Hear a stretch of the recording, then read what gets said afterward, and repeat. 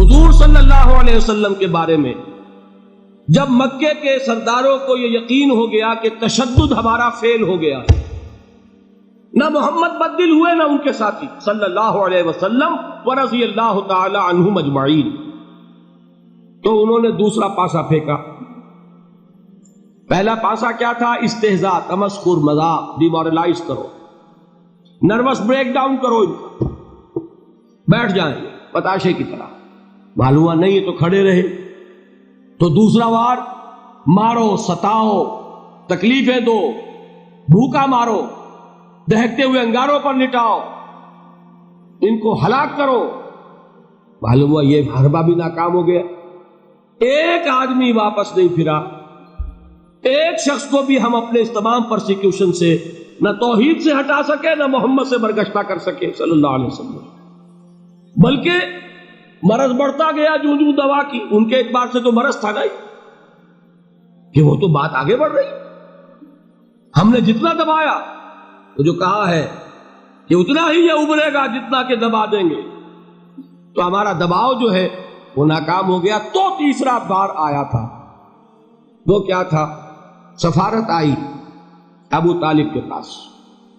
دیکھو ابو طالب، تمہارا بھتیجا جو ہے وہ ہمارے معبودوں کو باطل ٹھہرا رہا ہے، ہم تنگ آ چکے ہیں، اگر تو اسے بادشاہت چاہیے، اگرچہ ہم کسی بادشاہت کے عادی نہیں ہیں، لیکن ہم اسے اپنا بادشاہ بھی مان لیں۔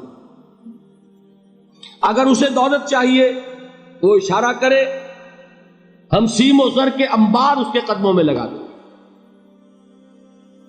اور کہیں نکاح کرنا چاہے اشارہ کر دے، جس اونچے سے اونچے گھرانے میں وہ چاہے گا قریش کے، ہم اس کی شادی کرتے ہیں۔ تینوں ہی لالچ ہے نا دنیا میں۔ ویسے تو زر، زن، زمین، آپ کے ہاں یہ تین زے مشہور ہیں، زر، زن، زمین۔ زمین کو اقتدار سمجھ لیجئے، قوت سمجھ لیجئے، دبدبہ سمجھ لیجئے۔ زن، زر اور حکومت، تینوں پیشکشیں انہوں نے کی۔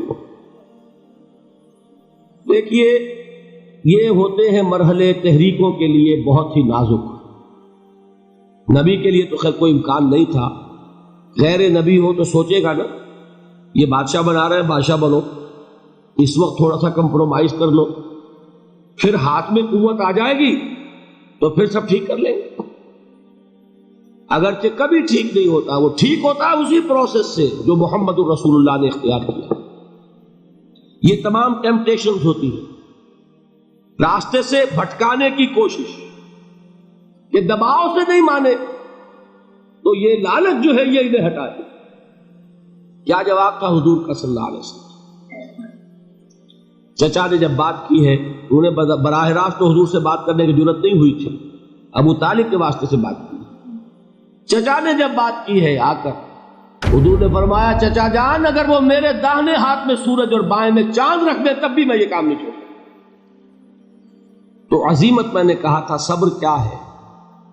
اپنے طے کردہ راستے پر بڑھتے چلے جانا، نہ کسی ٹیمپٹیشن سے، نہ کسی پریشر سے، نہ کسی تکلیف سے، نہ کسی ایذا سے، نہ کسی استہزاء سے، کسی سے بھی متاثر ہوئے بغیر اپنی منزل کی طرف پیش قدمی کیے چلے جانا، یہ ہے صبر۔ یہ صبر کی آخری منزل۔ اور انقلابی صبر جو ہے اس میں ایک مرحلہ آتا ہے پیسیو ریزسٹنس، ایک آتا ہے ایکٹیو ریزسٹنس۔ ایک میں صبر محض ہے، جھیلو، برداشت کرو، کوئی ریٹیلیشن نہیں، اور ایک وہ آتا ہے کہ اب آگے بڑھو۔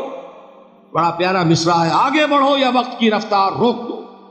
وہ آگے بڑھ کر پھر نظام باطل کو چیلنج کیا جاتا ہے، اور پھر جنگ ہے۔ ان اللہ یحب الذین یقاتلون فی سبیلہ صفا کانہم بنیان مرصوص۔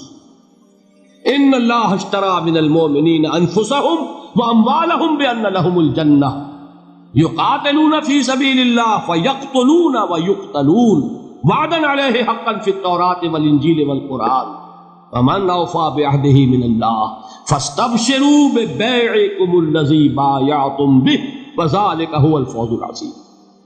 اللہ نے اہل ایمان سے ان کے جانیں اور ان کے مال خرید لیے ہیں جنت کے عوض۔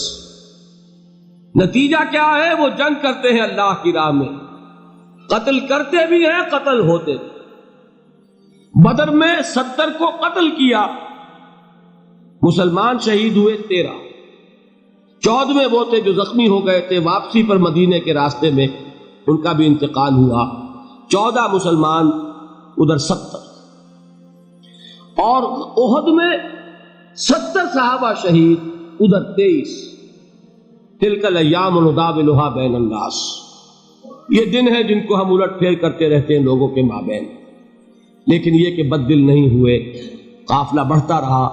اور غزوہ احزاب میں وہ شعر میں کل سنا چکا ہوں محمد کے جانثاروں کا، نحن الذین بایعوا محمدا علی الجہاد ما بقینا ابدا، ہم وہ ہیں جنہوں نے محمد سے بیعت کی ہے جہاد کی صلی اللہ علیہ وسلم۔